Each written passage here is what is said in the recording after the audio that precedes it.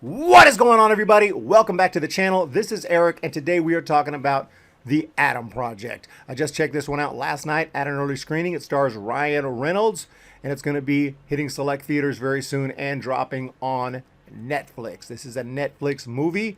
Found it to be pretty entertaining. I'm going to get into the details, my nitpicks, positives, negative aspects of the film.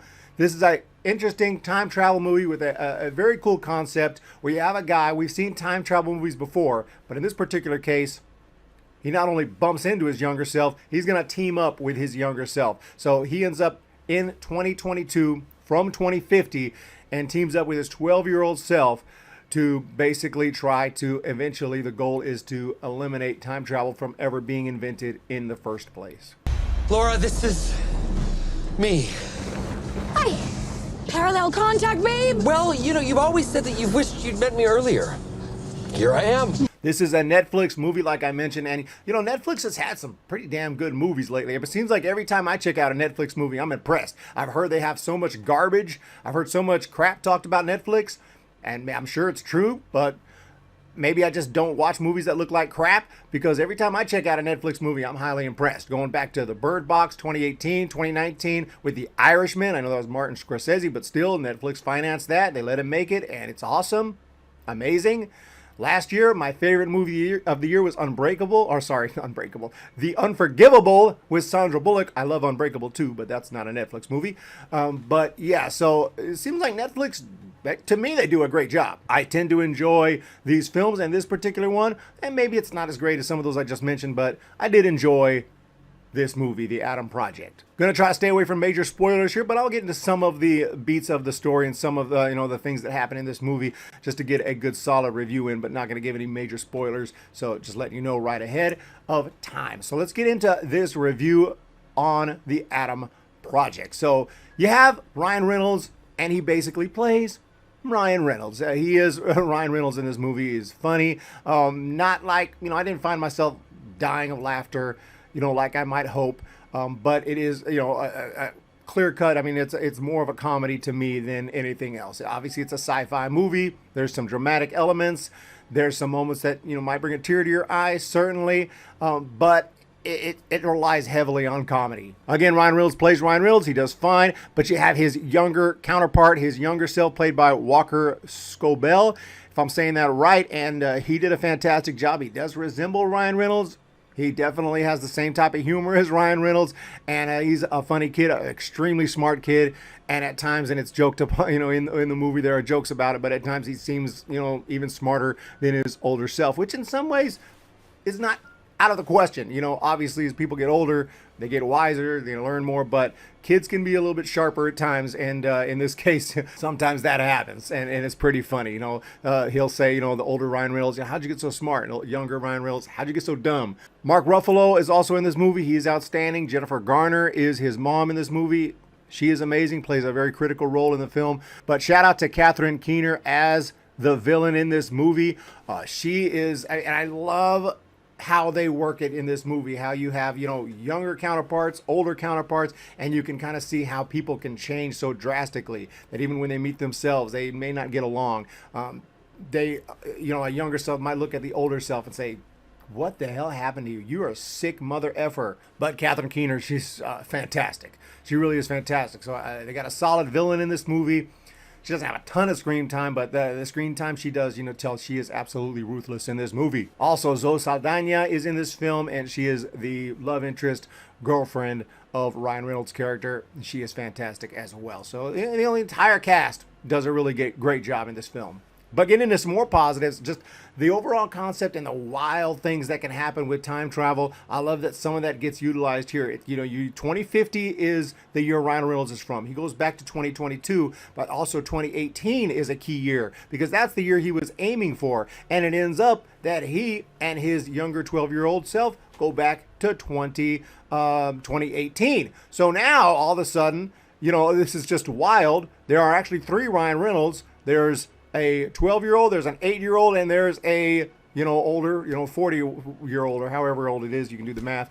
But not only that, they need to track down his dad in 2018. So imagine being a father and you got an 8-year-old. It's one thing, you see your adult son Like, what the hell? You look like my kid. Are you my kid? What's going on? But to see your kid just 4 years older, so you're used to an 8-year-old kid, and you see him as a 12-year-old. I mean, that's just insane. Your mind just gonna Adam? So just how the time travel gets all wacky, and again, the villain and her older self, her younger self looking at her older self like, what in the hell happened to you? So I just found it interesting. Like, it would have been so easy just to use 2 years, right? 2050 and 2022. But you throw in that 2018 little aspect to it, and it makes the timelines even more confusing and wild and wacky and more paradoxes. And it just makes it so crazy and weird. And I actually like that about it. And the film has a nice little pace to it. You know, it goes by nicely. You're not going to get too bored. And I feel like overall, very solid movie. Got some good action scenes. You know, decent set pieces. You know, cool visuals and everything like that. It's got all that. Great acting, good comedy, and very, very solid as far as all that goes. Also, there's definitely an emotional message here. There's definitely could have some heartfelt moments, no doubt about that. It might bring a tear to your eye, wouldn't surprise me. And it involves, you know, basically, you know, again, going back to your younger self and seeing decisions you're making, you know, hurting other people, maybe not intentionally, but still not appreciating the people in your life, and you know, all that, you know, is touched upon in this film without getting into too many specifics, but. Yeah, I mean, a really solid movie all the way around, and enjoyed it a lot. Would recommend it, but there are some nitpicks. This is just me, first of all, the first negative. This is just me. A lot of people, this is not going to bother, but when movies get too silly and too comedic, but are also trying to be serious and tell a cool story, especially a sci-fi story or something that I'm into, that I'm enjoying.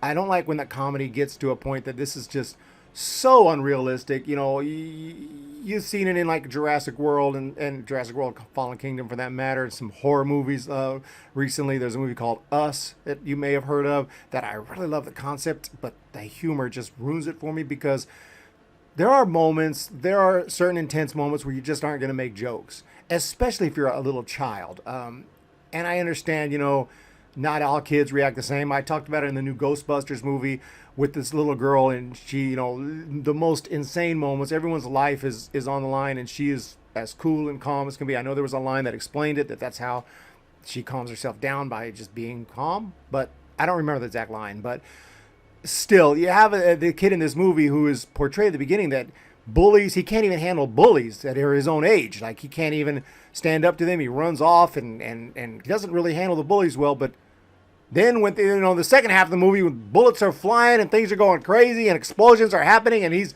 right in the middle of it all, and he's laughing and joking, and it's all good. And it takes me out. I need to see some kind of fear, something to tell me, okay, shit is real right here. This is real. I know it's not, but that's how we're supposed to feel. We're supposed to suspend that disbelief.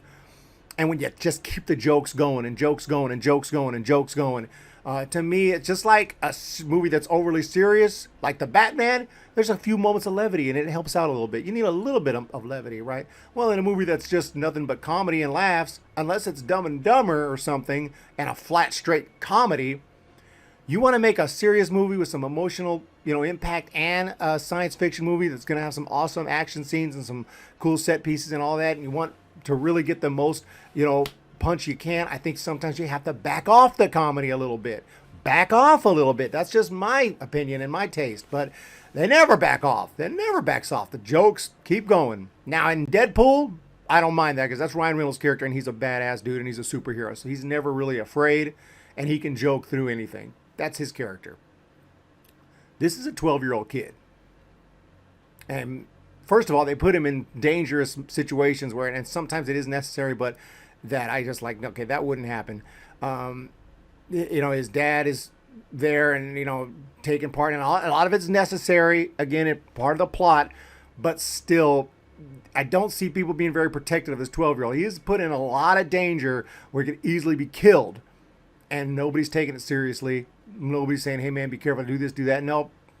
Just let's do our thing. Like, they're all like the 12-year-old. First of all, yeah, because his older self is a badass dude, no doubt about that. But the 12-year-old's not. He's the opposite. And you can't just throw him into these situations and he's going to suddenly be a badass. I know maybe he has it in him somewhere, but you got to train, you got to work out, you got to get to that, and you got to mature and become an adult. And he hasn't done any of that. But suddenly, for no reason, he's a badass mother effer. And I'm not saying he was doing anything insanely crazy. I mean, he wasn't doing flips and beating up people, but he was just doing some things that I felt were out of character, too quick, and didn't make sense within the plot for a 12-year-old kid, and didn't make sense that his dad and his older self would allow that child to get in the dangerous situations he was in. Again, it's a comedy. It may not bother people, but for me, it takes me out a little bit. Also, obviously, this is science fiction, but there are some science fiction moments that are like, whoa, okay, the physics, someone just happened to be standing right there.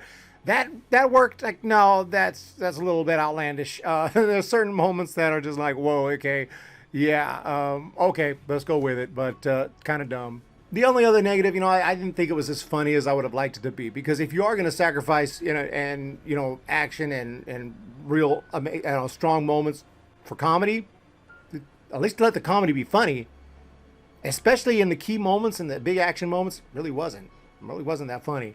Earlier on, when it was, time for comedy, I thought it was pretty funny. But the comedy seemed to get less effective throughout the film. At least I thought. There are things I really love about this movie, but like I said, things that I don't love about it. I think it could have been stronger, but that's just my opinion. Overall, I think this film, I would say it's good. I don't think it's a great film, so I'm going to say good, not great. But I mean, I would recommend The Adam Project. I think a lot of people are going to love it. And there's other nitpicks I might have, but mainly they have to do with that. I can go through, if I do a spoiler review, I can go through lots of moments where things happen like, no, that's beyond not realistic. I know the whole concept's not realistic, but still, while you're giving us this non-realistic story, at least have the characters behave in a realistic way to make me believe this is happening. And sometimes I think it falls a little short on that. So you guys have a great day. Hope you enjoyed the review, and let me know what you think of The Adam Project. Again, I think it's a good movie. Good, not great. I mean, I'm not saying it's bad. I think it's a good movie. So I think y'all should check it out. But that's the best I can do. A little bit later, I'll be having a review for Disney's Encanto, which I had a chance to check out as well. So you guys have a great day. Hit that thumbs up. Hit that subscribe. We'll talk to you next time.